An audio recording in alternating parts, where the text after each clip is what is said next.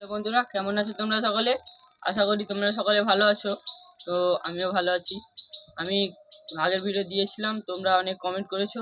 তো আমার কমেন্টগুলো ভালো লেগেছে, এরকম করে আমাকে সাপোর্ট করবে। আগের ভিডিওতে আমি বলেছিলাম অলপাইস গাছের ডিটেলস ভিডিও করব। বন্ধুরা, এটি সেই অলপাইস গাছ। একে মশলা গাছও বলে, একে আমরা মিট মশলার গাছ বলি। একে মিট মশলা গাছ বলার কারণ রয়েছে, এই এই গাছে একটি গাছে পাঁচটি উপাদান রয়েছে: দারচিনি, গোলমরিচ, জায়ত্রী, জায়ফল, লবঙ্গ। এই 5টি উপাদান রয়েছে। এটি ইংরেজরা নামকরণ করেছিলেন অলপাইস গাছ প্রায় 1621 খ্রিস্টাব্দে। এর একটি বিজ্ঞানসম্মত নাম রয়েছে জ্যামাইকান পিমেন্টা।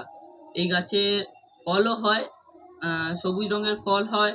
যখন পেকে যাবে তখন কালো হয়ে যাবে ফলটি। তো এই গাছটির এখন ফল হয়নি বর্তমানে। তো এখন ফল হয়নি, তবুও আমরা এই গাছটির পাতাকে শুকনো করে গুঁড়ো করে নিলে গাছের মশলা তৈরি হয়ে যাবে। তো এই মশলা যে কোনো খাবারে আমরা দিতে পারি, মাংস, মাছ, ডিম, যে কোনো খাবারে আমরা দিতে পারি। এই মশলা দিলেই খুব ভালো সুস্বাদু লাগে খাবারটি। এই গাছটি মধ্য আমেরিকার দিকে বেশি দেখতে পাওয়া যায়। বন্ধুরা, এই গাছটির ডাকনাম হলো মিটেন পেপার। তো বন্ধুরা, এই গাছটিকে আমি তুলে নিয়েছি। এরা তুলে নেওয়ার কারণ হলো যে এই গাছটি অনেকক্ষণ ধরে রোদ খেয়ে নিয়েছে। এটি বেশি রোদে রাখা যাবে না। তো যখন বৃষ্টি হবে তখন বৃষ্টিতেও রাখা যাবে না, কারণ জল বেশি পেলে তো এই গাছটি পচে যেতে পারে বা এই গাছটি গ্রো করবে না তখন, কারণ এটা আমাদের দেশের গাছ নয়, এটা বাইরের দেশের গাছ। তো বন্ধুরা, দেখতে পাচ্ছ এটি ছোট টবে লাগানো আছে, আর ওইদিকে বড় টব আছে।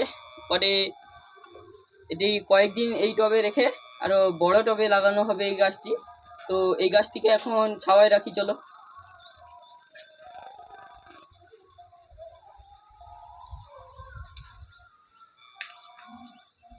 তো বন্ধুরা, এই গাছটিকে 2 থেকে 3 ঘন্টা ছাওয়ায় রেখে দেবো, তারপরে আবার বাইরে নিয়ে আসবো। তোমরা দেখতে পাচ্ছ এখানে মাটি তৈরি হচ্ছে পরবর্তী গাছের জন্য।